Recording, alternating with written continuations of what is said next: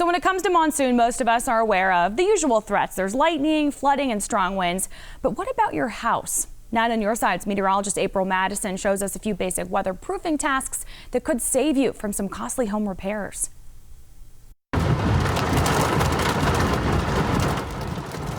It's not every day we deal with severe weather in southern Arizona, but when we do, it's often during monsoon. So getting a jump start on prepping your house before the storms arrive can save you lots of time and money. I sat down with Ken Druzd with the Tucson National Weather Service to discuss some of the most common questions we get regarding severe weather and home damage.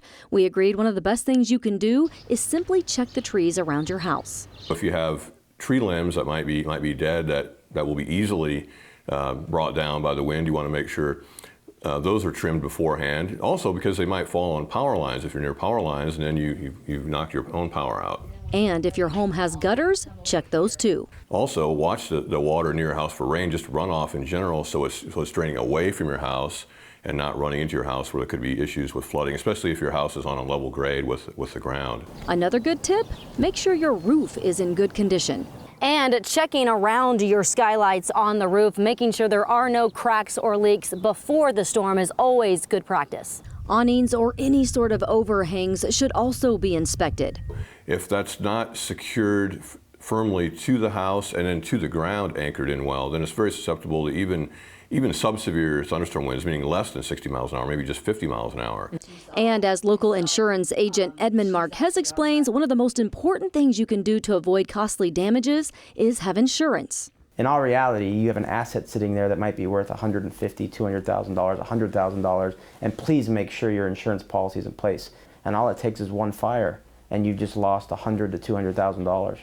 But Marquez also has this reminder. If your roof is 15 years old, the insurance company expects you to maintain that roof and not have your insurance policy, or expect your insurance policy to do so. We're there for if the damage happens from the weather, especially when it comes to monsoons.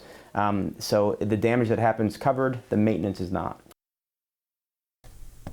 All right, well, it is Monsoon Awareness Week, so we decided to put meteorologist April Madison outside. She is on the east side this morning. So April, you gave us some really great tips, but what should people do if they want to learn more about what to do during monsoon?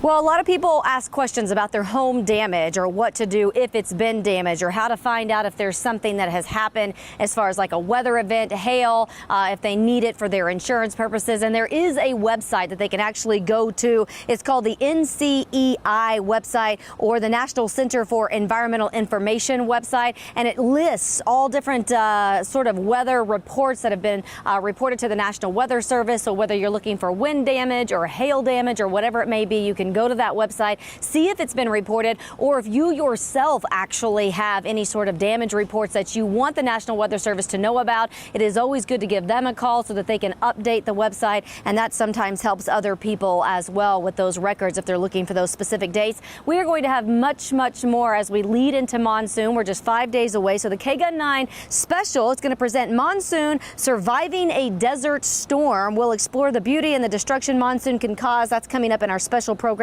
on Saturday at 4:30 right here on KGUN 9.